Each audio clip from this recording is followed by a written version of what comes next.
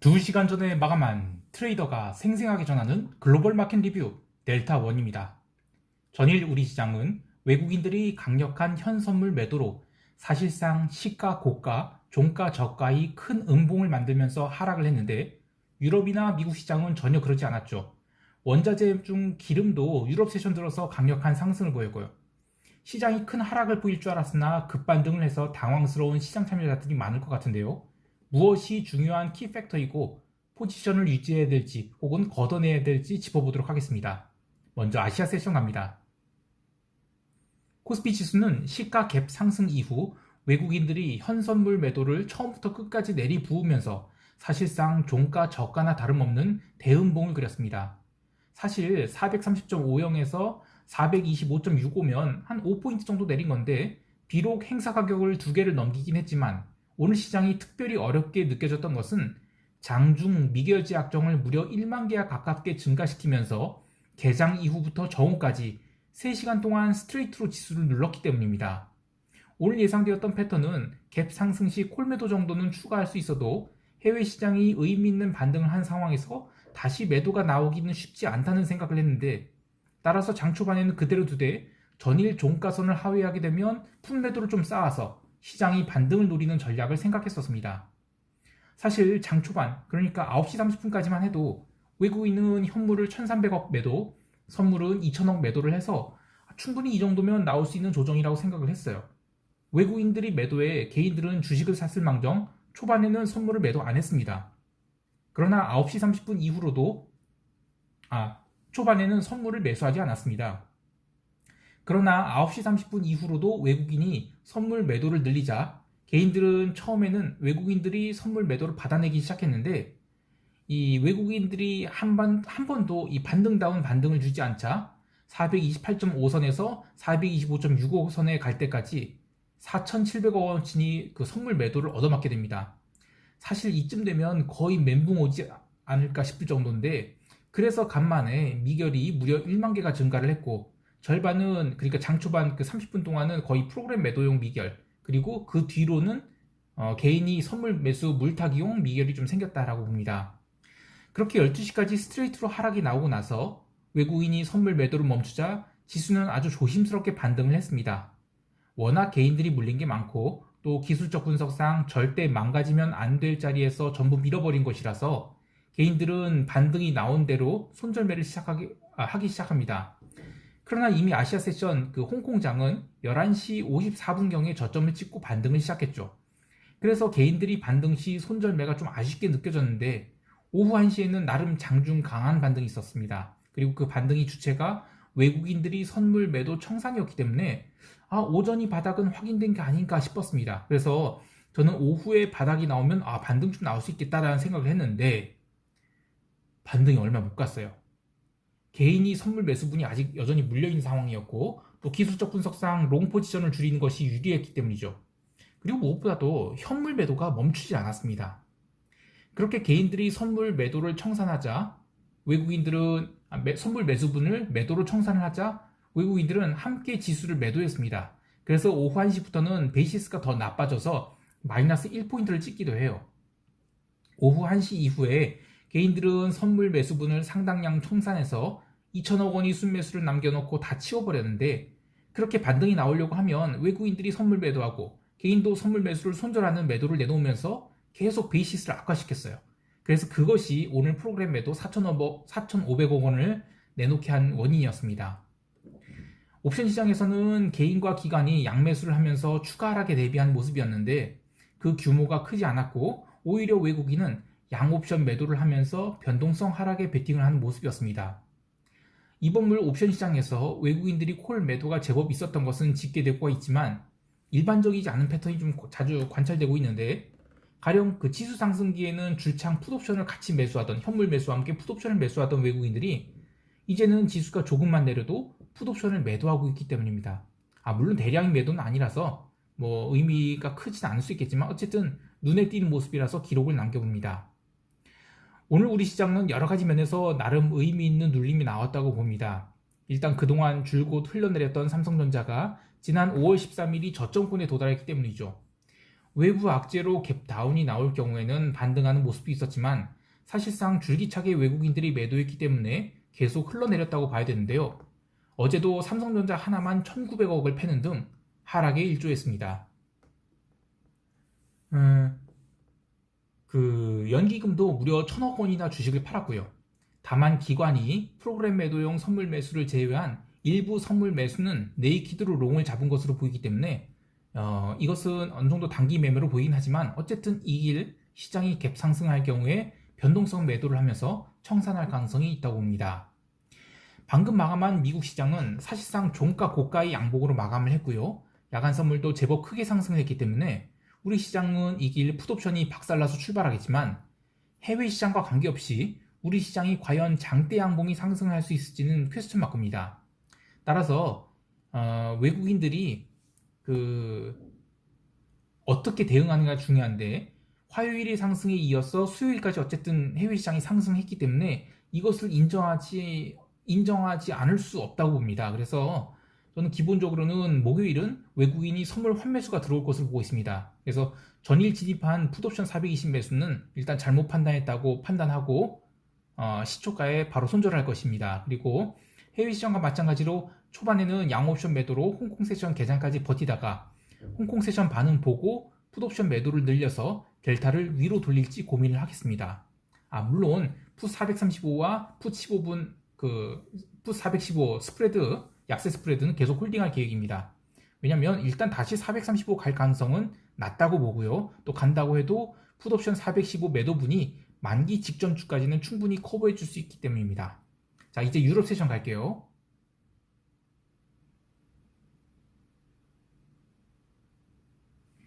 유럽 증시는 상당히 애매하게 출발했습니다. 스탁스 지수는 초반부터 강세를 보였지만 독일 닥스 지수는 장 초반 30분 동안은 방향성을 잡지 못하고 한참 헤매다가 반등을 했죠. 그마저도 저녁 8시 20분부터 9시 사이에 장중 조정을 주면서 상승폭을 반납해서 이 방향성을 찾기가 참 어려웠습니다. 하지만 9시 이후로는 강력한 변동성 매도가 나오면서 시장을 끌어올렸는데요. 장 초반이 상승 때는 변동성이 죽질 않았습니다.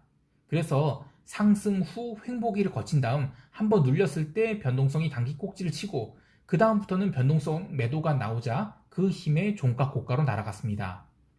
이러한 패턴은 이후에 미국 세션에서도 관찰되는데 여전히 유럽 변동성 선물이 20포인트가 넘고 또 미국도 마찬가지죠.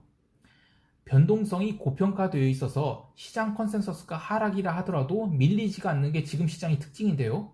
한국 시장은 조금 다른 양상이긴 하지만 시장이 장중 방향성을 결정짓고 목표 가격에 도달하게 되면 그 다음부터는 시장의 변동성이 죽어버리는 현상이 있습니다. 이는 지금 시장의 변동성이 워낙 고평가가 되어 있어서 특히 풋옵션 쪽이 고평가가 되어 있어서 발생한 현상으로 Fear and Greed 인디케이터를 왜곡시키기까지 하는데요. 이런 신고가 영역에 그리고 지수가 이렇게 급반등한데도 시장은 여전히 Fear에 가깝다고 이야기를 합니다. 그리고 여러 퀀트펀드들은 기계적으로 변동성 매도를 하고 시장을 끌어올리고 있는데 정작 시장 자체의 실질 변동성은 완전히 죽어있다고 해도 과언이 아니죠. 어제 미국 세션 장중 움직임을 보시면 S&P 지수가 거래가 이거 안 된 건가 휴장이 아닌가 싶을 정도로 그렇게 거래가 없었습니다. 어쨌든 시장이 이렇게 된 이유가 여러 가지가 있겠지만 일단 이 코로나 할아버지가 됐던 밀리면 사겠다는 이 대기 자금들이 많고 또 지금 있는 포지션도 롱바이어스가 강하고 그러다 보니까 이 숏을 쳤다가 안 밀려서 걷어내게 되면 그냥 다 올라와 버리는 겁니다. 근데 그렇다고 해서 추가 상승은 안 나오는 그런 애매한 시장이 진행되고 있다고 봐야 되겠죠. 채권 시장에서는 어제 독일 국채가 밀리긴 했는데 생각보다 많이 밀리진 않았어요. 그리고 리바운드도 되게 강했습니다. 이것도 참 퀘스천 마크죠.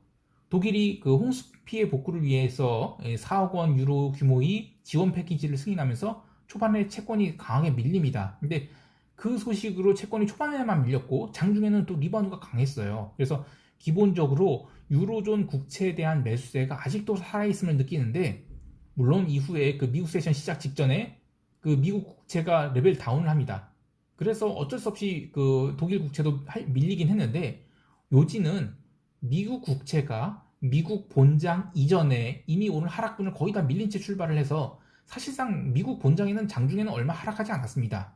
그래서 저는 아직 채권발 파동이 끝나지 않았다는 생각이 듭니다. 통화시장에서는 비달러들이 바닥권에서 나름 강한 반등을 했습니다. 유로화도 그렇고 오지달러도 그렇고 유럽 세션 시작하면서 채권이 밀리고 나름 리스크온 분위기가 되자 초반에 반등을 시도했습니다. 하지만 반등이 오래가지 못했죠. 다시 눌렸다가 미국 본장 시작되자마자 본격적인 비달러 반등이 나옵니다. 목요일에 ECB 금리 결정과 기자회견이 있는데 아마 이때 본격적인 방향이 결정되지 않을까 합니다. 참고로 ECB 관련 트레이딩 할 때는 장 시작 전에는 아예 신경 쓸 거 없고요. 기자회견만 신경 쓰면 됩니다. 그리고 그 전에 대충 방향성을 결정해 놓고 대응하는 것이 좋은데 리서치한 방향에 맞춰서 포지션을 조금만 잡고 그러니까 기자회견 때 잡으라는 얘기입니다. 그리고 조금만 잡고 장중 조정이 나왔다가 다시 예상한 방향으로 길게 갈 때 그때 이제 포지션을 애드하는 것이 좋습니다. 가령 유로 롱을 잡아야 한다고 결론을 냈다면 기자회견 전에는 아예 포지션을 잡지 않는 게 좋고요. 기자회견 시작하면서 롱 방향으로 움직이면 그때 조금 잡고 그리고 기자회견 중간중간에 눌림이 나올 겁니다. 그러면 그 눌림은 무시해요.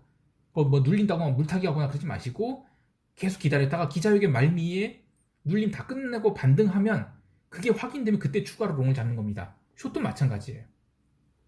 사실 옛날에는 ECB 이벤트가 유로화 방향성을 세게 주는 것이었는데 언젠가부터 ECB에 대한 유로화 반응이 약해져서 요즘에는 ECB 그 이벤트 드리븐 통화 플레이를 하는 게 이 손익비가 좋지 않습니다. 오히려 경제 지표에 더 반응을 잘하는 편이죠. 근데 그것도 요즘은 거의 반응을 안 해요. 게다가 달러는 어제 이제 간만에 조정을 받았다고 하지만 시장이 부러질 정도로 조정을 받은 것은 아닙니다. 그래서 이번 주까지는 비달러 롱을 보는 거래는 약간은 좀 시기상조가 아닐까 생각을 합니다. 마지막으로 기름 얘기를 하면 어제 유럽 세션 시작하면서 기름이 폭등을 했죠. 단번에 70달러를 회복했는데 그럼에도 불구하고 기름 콜옵션은 생각보다 상승이 약했어요. 이미 원유 재고 발표 이전부터 한참 올라와 있었던 가격은 재고 발표가 210만 배럴 증가로 나오면서 일시적으로 눌리려 했는데 대기 매수세가 워낙 많아서 잠시 눌렸을 뿐 상승을 재개했습니다. 그때가 69.5달러였죠. 저는 그때 기름 콜옵션 70달러를 프리미엄 2.30에 매도를 했는데 아직 프리미엄이 빵빵하게 살아있어서 콜 매도가 부담스럽지 않았고 또 기름 70달러 이상을 유지하는 게 오랫동안 유지하는 게 그렇게 쉬워 보이지 않았기 때문입니다. 무엇보다도 오늘 기름이 이렇게 오른 이유에 대해서 일부 언론은 쿠싱 원유 재고가 연속 감소를 해서 그렇다고 하는데 물론 이 쿠싱이 원유 재고가 EIA 원유 재고 말고 쿠싱이라는 그 오클라호마주 쿠싱이라는 동네에 있는 그 원유 탱커 거기에 있는 재고는 이 선물 딜리버리에 관련된 재고입니다. 그래서 그걸 무시를 할 수는 없는 재료예요. 그런데 오늘 기름이 진짜 상승 이유는 쿠싱 원유 재고도 중요하지만 기름 8월물 실물 인수도일입니다. 그런데 쿠싱 재고가 빠방이 난 거예요. 그래서 좀 오버슈팅이 나왔다고 봅니다. 그래서 그것 때문에 억지로 끌어올린 것으로 보고 있고요. 그래서 기름 콜옵션 매도는 올라오면 자신있게 더 때려도 된다고 생각을 합니다. 가장 좋은 기름 매도의 타이밍은 이길 미국 세션 시작하고 나서 오버슈팅 나올 때이고요. 그전에는 지금 있는 포지션만으로 밀고 가고자 합니다. 다만 기름 하락을 보고 풋옵션 매수를 하는 것은 그닥 권하지 않는데 일단 최근 급등락으로 지금 옵션 변동성이 굉장히 부풀어 있어요. 그래서 콜 매도도 지금 자신 있게 할 수 있는 것이고 반대로 풋옵션 매수도 그러니까 옵션 매수는 지금 하기가 기름 관련해서는 되게 부담스럽다라는 것입니다. 여기까지 하고 미국 세션 갈게요.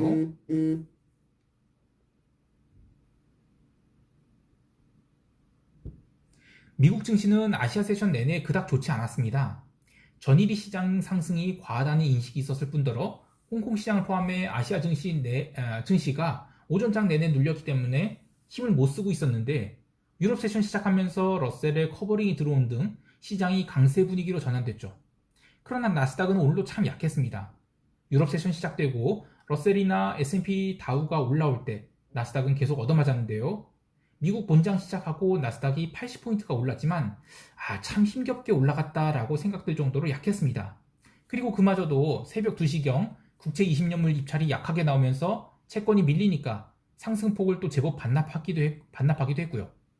하지만 기본적으로 어제 미국 시장을 한마디로 정의하면 고평가된 변동성 선물을 매도하기 위해 모든 기관들이 달려들었다 정도로 생각하고 있습니다. 어제 지수 상승은 사실 얼마 되지 않았습니다. 장 초반이 상승 이후 시장은 징그러울 정도로 변동성 매도가 나오면서 횡보를 하였습니다. 그리고 장 마감 10분을 남겨놓고 살짝 눌렀다가 땡기면서 당연히 숏 포지션들을 죄다 손절매시키고 종가 고가로 날아갔죠. 그럼 왜 변동성 매도가 그렇게 강했을까 생각해보면 어제 그 멤버십 감마 회원들께 커뮤니티 게시판에서 이야기한 것처럼 시장에 지금 롱을 잡으려는 플레이어도 신규로 숏을 잡으려는 플레이어도 없는 상황이라고 봅니다. 그런 상황에서 변동성 선물은 지나치게 고평가되어 있어요. 그래서 방향성 없이 변동성만 쥐어팬 하루였다라고 할 수 있겠습니다. 보통은 시장을 당기면서 변동성을 매도하는데 어제는 시장을 당기지 않고 변동성을 매도했다는 것이 특징이고 그만큼 옵션 가격이 고평가되어 있다는 얘기가 되겠습니다. 지난 월요일에 풋옵션 4150을 숏포지션에 대해서 그 해지 목적으로 그 72포인트에 매도를 했는데 세상에 이틀 만에 28포인트까지 3분의 1토막이 나버렸어요. 그럼에도 불구하고 저는 여전히 풋옵션이 고평가되어 있다고 보고 그래서 시장이 아직 하락이 안 나온 것 같습니다. 개별 종목 보면 구글이나 마이크로소프트, 페이스북 등이 시장 반등을 주도했지만 마찬가지로 이것도 시장을 붙들어 놓는 정도였지 적극적으로 당기진 않았다고 보고요. 엔비디아는 최근 급락에 대한 반발 매수로 4% 넘는 상승을 했습니다. 또 기름 주식도 제법 센 반등을 했는데 반등은 반등일 뿐 여기서 추세 상승으로 보진 않습니다. 사실 기름이 추세 상승을 한다면 또다시 인플레이션 논란이 생기게 되는데 빠르게 $70를 회복한 것은 아까 얘기한 대로 어제가 그 8월물 원유 딜리버리 데이였기 때문이라고 보고요. 다시 $70 이하에서 진폭을 찾지 않을까 합니다. 금융주들도 사실상 장 초반부터 새벽 2시 반까지만 강세를 보였고요. 오후장에는 힘이 빠지는 모습이었습니다. 그런데 채권 가격이 다시 다 내려가면 금융주는 여기서 얼마나 더 랠리를 하게 될까요? 어쨌든 금융주는 나름 의미 있는 바닥을 보인 것 같습니다. 여기까지 하고 시장 총평하면서 대응 전략 이야기할게요.